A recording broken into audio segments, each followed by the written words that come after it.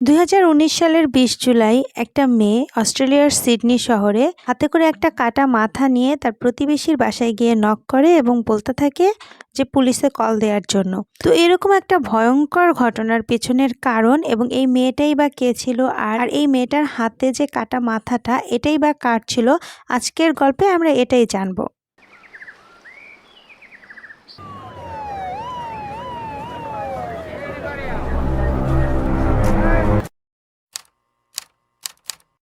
আসসালামু আলাইকুম, আমি স্নিগ্ধা চলে আসলাম আজকে নতুন একটা ক্রাইম স্টোরি নিয়ে। আর এই স্টোরির সাথে সাথে যে কোনো একটা প্রোডাক্টের সেলাইয়ের ভিডিও দেখানো হয়। আর এই প্রোডাক্টটা আসলে কি, এই প্রোডাক্টটা হচ্ছে আমার খুবই ছোট একটা অনলাইন বিজনেস আছে, যেখানে হচ্ছে আমি বিভিন্ন ধরনের ট্রেডিশনাল হাতের কাজের প্রোডাক্ট সেল করে থাকি। তো সেই বিজনেসেরই যে কোনো একটা প্রোডাক্টের সেলাই এখানে ভিডিও আকারে এই যে স্টোরি এটার সাথে সাথে দেখানো হয়। আপনারা যদি ট্রু ক্রাইম স্টোরি এবং ট্রেডিশনাল হাতের কাজের প্রোডাক্ট পছন্দ করেন তাহলে এটা আপনাদের জন্য একদমই পারফেক্ট একটা চ্যানেল। আর আপনারা যদি ট্রু ক্রাইম স্টোরি পছন্দ করেন, হাতের কাজের ভিডিও দেখতে আপনাদের ভালো না লাগে, তাহলেও কোনো প্রবলেম নেই। আমি এই স্টোরিগুলি এমনভাবেই শেয়ার করে থাকি যাতে আপনারা স্টোরি শুধুমাত্র শুনে ভিডিও না দেখেও বুঝতে পারেন। আপনারা যে কোনো কাজ করতে করতে, ঘর গোছাতে গোছাতে, রান্না করতে করতে আমার এই স্টোরি শুনতে পারেন, ভিডিও দেখার কোনো দরকার নেই। আমিও এই কাজটা করি, যে কোনো ক্রাইম স্টোরি ডকুমেন্টারি আমি শুনতে থাকি আর আমার সেলাই করতে থাকি। তো আমার কাজটাও হয়ে যায় এবং টাইমটাও খুবই ভালো কাটে, একদমই বোরিং কাটে না। আপনারাও এই কাজটা করতে পারেন। কোনো ইনফরমেশন যদি আমি ভুল করি অথবা কোনো কিছু আমি মিস করে যাই তাহলে আপনারা সেটা কমেন্টে আমাকে কারেকশন করে দিন। আর আশা করি আমার ভুল ত্রুটিগুলো আপনারা ক্ষমা সুন্দর দৃষ্টিতে দেখবেন। কাউকে ছোট করা কিংবা কাউকে হেয় প্রতিপন্ন করা কিন্তু এই ভিডিওর উদ্দেশ্য না, এটা শুধুই মাত্র বিনোদনমূলক উদ্দেশ্যে তৈরি করা হয়েছে। এই যে ট্রু স্টোরি, এটা রিলেটেড যে পিকচারগুলো সেগুলো হচ্ছে আমার যেখানে যেখানে রিলেটেবল মনে হবে আমি সেখানে সেখানে দিয়ে দেব। আর যেই প্রোডাক্টটি সেলাই আজকে দেখানো হচ্ছে সেই প্রোডাক্টটি কমপ্লিট হওয়ার পরে যে ফুল প্রোডাক্টের যে পিকচার সেটা সেটার পিকচার ভিডিও শেষে দিয়ে দেওয়া হবে। আপনাদের যদি প্রোডাক্টটি ভালো লাগে তাহলে আমার ডেসক্রিপশনে আমার পেজের লিংক আছে, আপনারা ঘুরে আসবেন, আশা করি আপনাদের ভালো লাগবে। আরও একটি কথা বলতে চাই, সেটা হচ্ছে আজকের ভিডিও সম্পর্কে। আজকের ভিডিওটা একটু গ্রাফিক, যেটা হচ্ছে যারা একটু গ্রাফিক জিনিস মানে সহ্য করতে পারেন না, যারা একটু দুর্বল চিত্তের মানুষ, তাদের জন্য আজকের ভিডিওটি না। তারা চাইলে আমার অন্য ভিডিওগুলো ঘুরে আসতে পারেন। আর ইনশাল্লাহ পরবর্তীতে আপনাদের উপযোগী কোনো একটি ভিডিও নিয়ে আমি চলে আসব। আজকে যাকে নিয়ে স্টোরি তার নাম হচ্ছে জেসিকা ক্যামিলারি, এবং জেসিকা ক্যামিলারি অস্ট্রেলিয়ার সিডনি শহরে তার বাবা, মা এবং তার বড় বোনের সাথে থাকতো। তো জেসিকা 1993 সালের 12ই অক্টোবর জন্মগ্রহণ করে। তার বাবা মায়ের নাম ছিল ভিনসে অ্যান্ড রিটা এবং তার বড় বোনের নাম ছিল ক্রিস্টি। তো ছোটবেলা থেকে না জেসিকা হচ্ছে একটু অন্যরকম ছিল, মানে ছোটবেলা থেকে বুঝে গেছিল ও নর্মাল বাচ্চাদের মতো না, ওর ওর ভিতরে কিছুটা অ্যাবনর্মালিটিস আছে। আর ওর বড় বোনের ক্ষেত্রে ওর বড় বোন পুরোপুরি নর্মাল বাচ্চাদের মতোই ছিল। তো জেসিকার যেহেতু এরকম প্রবলেম ছিল, ও হচ্ছে লার্নিং ডিসএবিলিটি ছিল, ও কোনো কিছু লিখতে পড়তে শিখতে ওর একটু দেরি হতো। তো ওর বয়সী বাচ্চাদের তুলনায় সব কিছুতে পিছানো ছিল। তো এই কারণে ওকে হচ্ছে ওর বয়সী বাচ্চাদের থেকে অনেক দেরি করে স্কুলে ভর্তি করানো হয়। তো স্বাভাবিকভাবে ওর ক্লাসমেটরা, ওর সাথে যে বাচ্চা কাচ্চাগুলো পড়তো তারা ওর থেকে যথেষ্ট কম বয়সী ছিল। তো বাচ্চারা যেরকম হয় আর কি, অন্যান্য বাচ্চারা কোনো বাচ্চা যদি একটু আলাদা হয়, একটু বড়, ওদের বয়স তুলনায় একটু বড় হয়, তাহলে বলতে থাকে তুমি এত বড় হয়ে আমাদের সাথে পড়তেছো, এই ক্লাসে পড়তেছো। তারপরে ওকে নানাভাবে বুলি করতো। আর বাচ্চারা তো বুলি করার ব্যাপারে মানে খুবই ক্রুয়েল হয়ে থাকে, তার কারণ হচ্ছে বাচ্চারা তো জেনে বুঝে করে না, ওদের কাছে এটা মজা লাগে। ওরা তো আসলে বুঝে না কোনটা ভালো, কোনটা করলে কার খারাপ লাগবে, কোনটা খারাপ, এই বোধ বুদ্ধি ওদের তখনও হয় না। তো এরকমভাবে না ওই স্কুলে অনেক বেশি পরিমাণে বুলির শিকার হতো। মানে বাচ্চারা ওকে অনেক অত্যাচার করতো, ওকে অনেক রকমভাবে টর্চার করতো। আর এইটার ফলে যেটা হইতো, ও অনেক রেগে যেত, ও হচ্ছে বাচ্চাদেরকে ধরে দুরুম দারুম মার দিয়ে দিত। আর জেসিকার একটা রোগ ছিল, এটার নাম ইন্টারমিটেন্ট এক্সপ্লোসিভ ডিসঅর্ডার। আমি আশা করি নামটা আমি ঠিকমতো উচ্চারণ করতে পারতেছি। এইটাতে হচ্ছে গিয়ে ও রাগকে কন্ট্রোল করতে পারে না, যখন তখন যে কেউ মানে সামান্য কিছু বললেও না ও হঠাৎ হঠাৎ রেগে যেত এরকম। আর রাগও যেমন তেমন রাগ না, মানে প্রচুর রাগতো এবং সামনে যার উপর রাগতো তার খবর ছিল, এরকমভাবে ও রেগে যেত। আর স্কুলে একটা জিনিস ও সবসময় করতো, যে যাদের উপর রাগ করতো সাধারণ মানে এটা ওর কমন মার ছিল যে পিছন দিক থেকে চুলের মুঠি ধরে এরকম এমন জোরে টান দিত যে বাচ্চাটা ছিল সে হচ্ছে একদম ফ্লোরে ঠাস করে আছাড় মানে পিছন দিক থেকে একদম পড়ে যেত, এরকমভাবে ও মারতো বাচ্চাগুলোকে।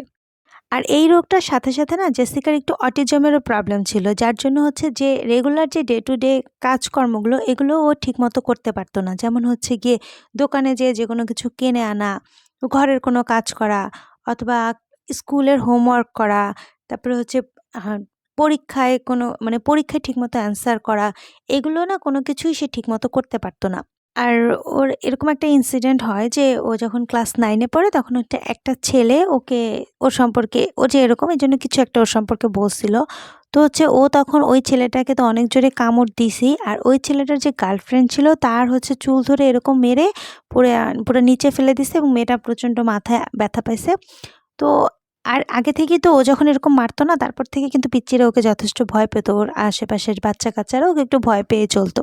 আর যেটা হয় ও একটু মেয়েদেরকে একটু বেশি মানে মেয়েদের প্রতি একটু বেশি অ্যাগ্রেসিভ ছিল, মেয়েদেরকে একটু বেশি মারতো। তার কারণ সম্ভবত আমার যেটা মনে হয় এটা হতে পারে যে ছেলেরা একটু শক্তিশালী ছিল আর জেসিকাও কম মানে নর্মাল মেয়েদের থেকে ও একটু শক্তিতে একটু মনে হয় বেশিই ছিল।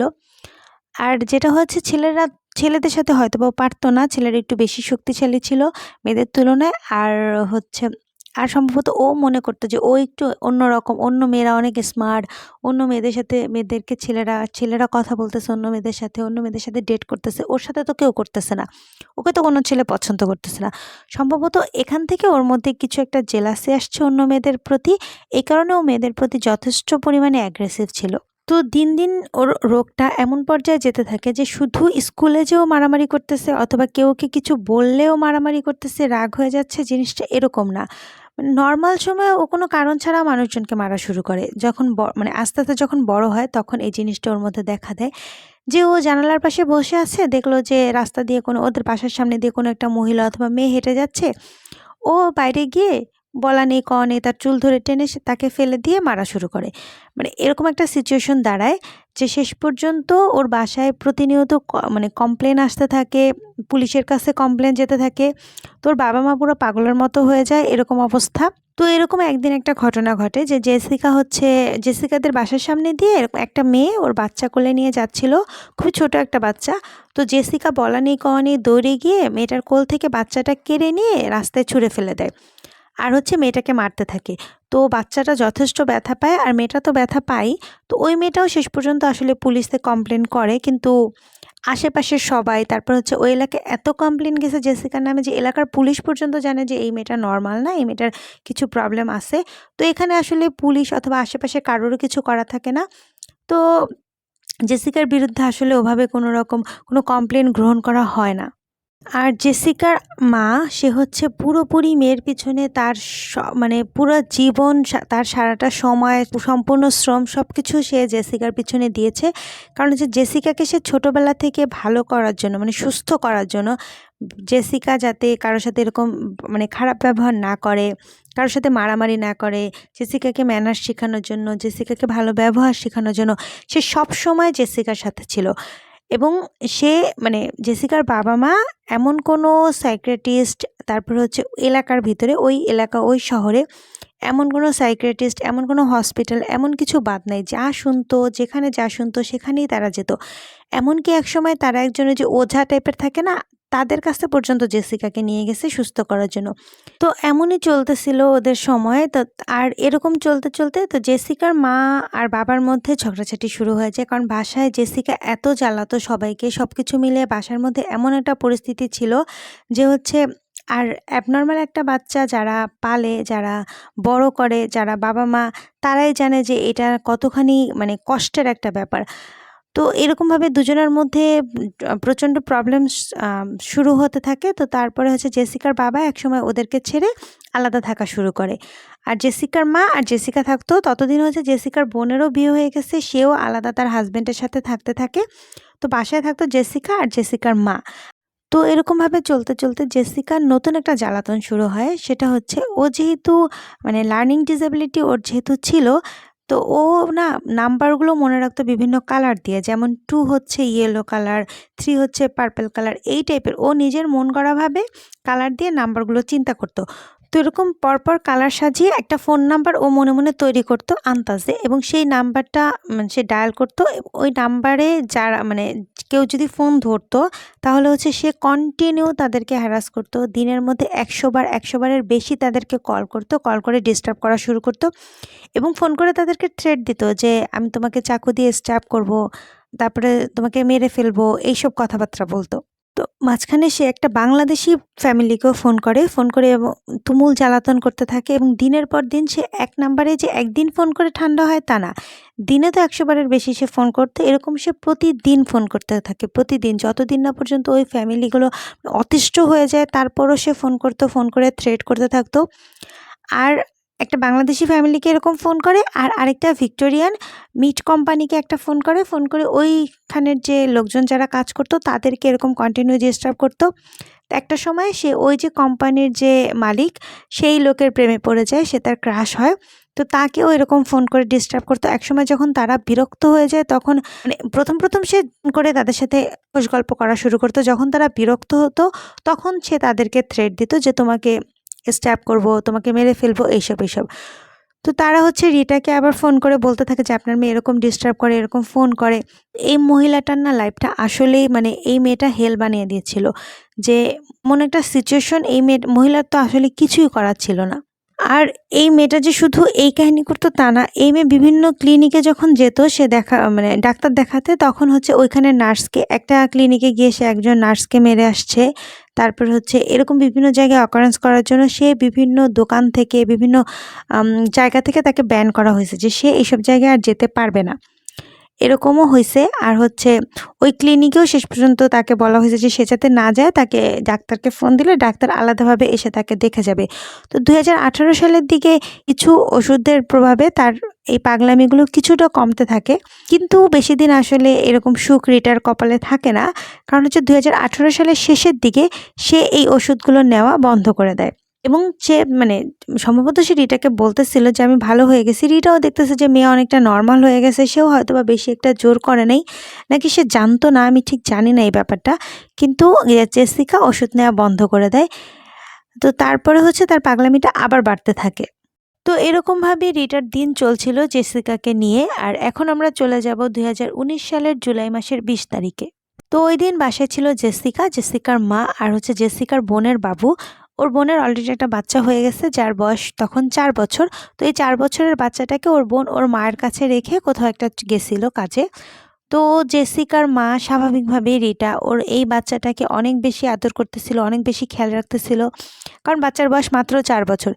এটা জেসিকার মোটেও ভালো লাগছিল না। জেসিকার এটা দেখেই মেজাজ গরম হয়ে যায় যে ওর মা এই বাচ্চাটাকে যথেষ্ট পরিমাণে আদর করতেছে, কেয়ার করতেছে। ওকে ছাড়া অন্য কাউকে কেউ যদি বেশি অ্যাটেনশন দেয়, বেশি কেয়ার করে, এটা জেসিকা মোটেও সহ্য করতে পারে না। তো 20 তারিখ ওরা সারাদিন মোটামুটি ভালোভাবেই ছিল, কোনো রকম কোনো ঝামেলা হয় নাই। তো রাত হয়ে গেছে, তারপরে ওদের ক্ষুধা লাগছে, তো তখন হচ্ছে ওরা পিৎজা অর্ডার করছে। তো পিৎজা অর্ডার করার পরে তিনজনে, জেসিকার মা আর ওই বাবুটা, তিনজনে মিলে পিৎজা খাইলো। পিৎজা খাওয়ার পরে হচ্ছে গিয়ে এখন স্বাভাবিক বাচ্চাটার পেট ভরে গেছে, ওর যে রিটা আর হচ্ছে জেসিকার পেটটা ভরে নেই, ওদের আরও পিৎজা খেতে মন চাচ্ছে। তো রিটা হচ্ছে জেসিকাকে তখন বলে যে তুমি এই দোকান থেকে আরেকটা পিৎজা অর্ডার করো। তো জেসিকা তখন ফোন করে আরেকটা পিৎজা অর্ডার করে দেয়। তো এই পিৎজা অর্ডার করার পরে জেসিকা আবার ওর মার কাছে আসে নিচে। তো জেসিকা উপরে ছিল দোতলায়, তো নিচে আসে, নিচে এসে ওর মাকে বলতে থাকে যে মা আমার অনেক পেট ব্যথা করতেছে, আমি দাঁড়াতে পারছি না, এত প্রচুর পরিমাণে পেট ব্যথা করতেছে। তোর মাও মনে করে যে হ্যাঁ মেয়ের অনেক হয়তো বা সত্যিই পেট ব্যথা করতেছে। তো সেই সাথে সাথে ডাক্তারকে ফোন করে দেয়। ডাক্তার বেশি দূরেই ছিল না, মিনিট 10 মতো দূরে ছিল। তো ডাক্তার সাথে সাথে বাসায় এসে পড়ে। তো ডাক্তার যখন জেসিকাকে দেখার জন্য বাসায় আসে তখন জেসিকা দরজা বন্ধ করে ওই যে পিৎজা কোম্পানিতে ফোন দিয়ে তাদেরকে ডিস্টার্ব করা শুরু করে দিছে অলরেডি। তো ওর মা, রিটা আর ডাক্তার অনেকক্ষণ দরজার সামনে দাঁড়ায় ছিল। জেসিকা কোনো মতেই দরজা খুলতেছিল না, কন্টিনিউ ওই লোকদের সাথে ওই লোকদেরকে ফোনে সে ডিস্টার্ব করেই যাচ্ছে। তো তখন ওর মা অনেক বকা দিতে থাকে জেসিকাকে যে, "তুমি কেন বেরোচ্ছ না? ডাক্তার এরকম কষ্ট করে আসছে, সে দাঁড়ায় আছে।" তখন জেসিকার খুব মেজাজ গরম হয়ে যায়। সে দরজা খুলে মানে ডাক্তারকে মারতে যায় এবং পরবর্তীতে ডাক্তার যেটা বলছে যে, ওইদিন সে কোনোমতে মানে নিজের জান নিয়ে ওই বাসা থেকে বের হইছে। ডাক্তার প্রচণ্ড ভয় পাইছিল। যদিও সে মাইর খায় নাই জেসিকার হাতে। কিন্তু জেসিকা তাকে মারতে গেছিল। তো এরপরে জেসিকা ডাক্তার চলে যাওয়ার পরে জেসিকা আবার রুমে ঢুকে দরজা লাগায় আবার ওই পিজ্জা কোম্পানিতে ফোন দিয়ে ওই লোকদের সাথে গল্প করতে থাকে।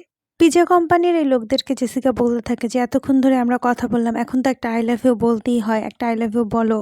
তো ওই লোকজন না বাধ্য হয়ে জেসিকাকে শেষ পর্যন্ত মানে নিজেদের মানে জেসিকা যাতে তাদের পিছন ছেড়ে দেয় এই কারণে হচ্ছে শেষ পর্যন্ত জেসিকাকে আই লাভ ইউ বলে।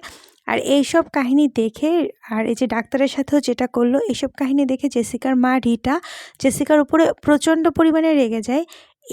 মানে এর পিছনেও একটা কারণ আছে মানে জেসিকার উপরে ওর মার এত রাগ করার কারণে। আর এর আগের দিন একটা কাহিনী হয় সেটা হচ্ছে গিয়ে ১৯ তারিখে, সেটা হচ্ছে গিয়ে ওই দিন আবার জেসিকা একটা ফ্যামিলিকে এরকম কন্টিনিউ কল দিতে থাকে, কন্টিনিউ কল দিতে থাকে, কন্টিনিউ কল দিয়ে একটা ফ্যামিলি বাসায় একটা লোককে প্রচুর হ্যারাস করতে থাকে সারাদিন। মানে তাদের জীবন অতিষ্ঠ করে ফেলছে ফোন দিতে, দিতে, দিতে।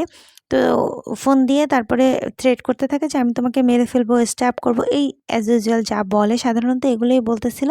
তখন ওই লোকটা বলতেছিল যে, "আমার বাসা তো" মানে ওই লোকটার বাসা নরমালি মানে ওদের জেসিকার থেকে অনেক বেশি দূরে ছিল।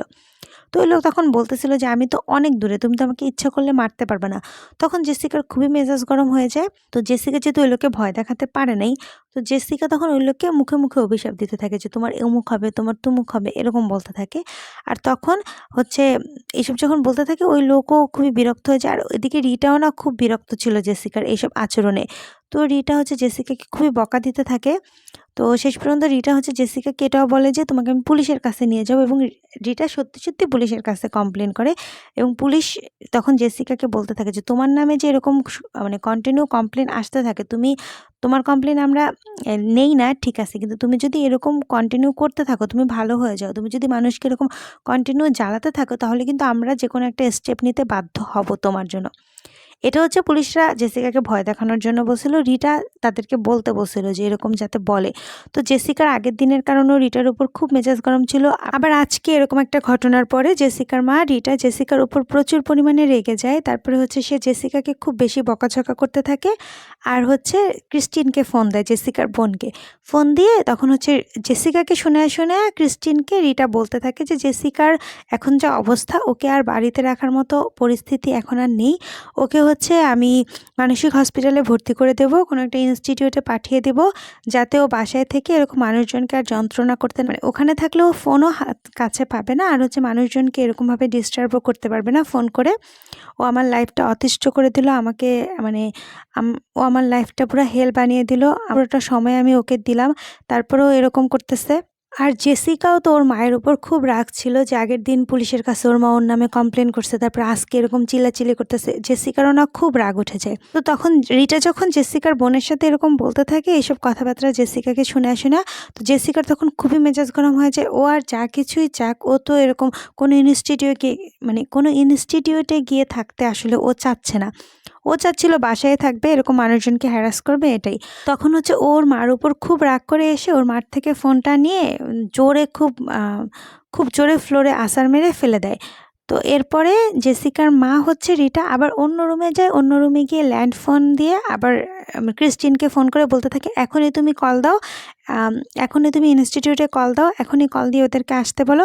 তো এটা শুনে জেসিকা আরও রাগ করে ওই ল্যান্ড ফোনটাও তুলে আছাড় মেরে ভেঙে ফেলে। এরপরে জেসিকা রিটার চুল ধরে তাকে টানতে টানতে পুরো বেডরুম থেকে একদম পাকঘর পর্যন্ত নিয়ে আসে, রান্নাঘরে এনে রিটাকে সে নিচে ফেলে মানে রিটার উপরে সে বসে পড়ে। রিটার উপরে বসে রিটা তো আর এখন নড়তে পারতেছে না, তো রিটার উপরে বসে সে যে রান্নাঘরের ক্যাবিনেট থেকে একটা চাকু বের করে ওটা রিটার গলায় ধরে এবং রিটার গলায় ধরে সে বলতে থাকে, "আজ পর্যন্ত আমি যে এইসব মানুষজনকে বলছি না যে আমি মানুষজনকে স্ট্যাব করব, এগুলো আজকে আমি তোমার উপর করব।" তো এরপরে রিটার সাথে আসলে কি হয়েছিল, জেসিকা কি সত্যিই রিটাকে স্ট্যাব করেছিল, সেটা আমরা জানবো নেক্সট পার্টে। নেক্সট পার্টটা খুবই ইন্টারেস্টিং আর খুবই গ্রুসাম, যেটা আমি ভিডিওর শুরুতে বলেছিলাম। তো নেক্সট পার্টটা 2-3 দিনের ভিতরেই চলে আসবে। ততদিন পর্যন্ত আশা করি আপনারা আমার সাথেই থাকবেন। আল্লাহ হাফেজ।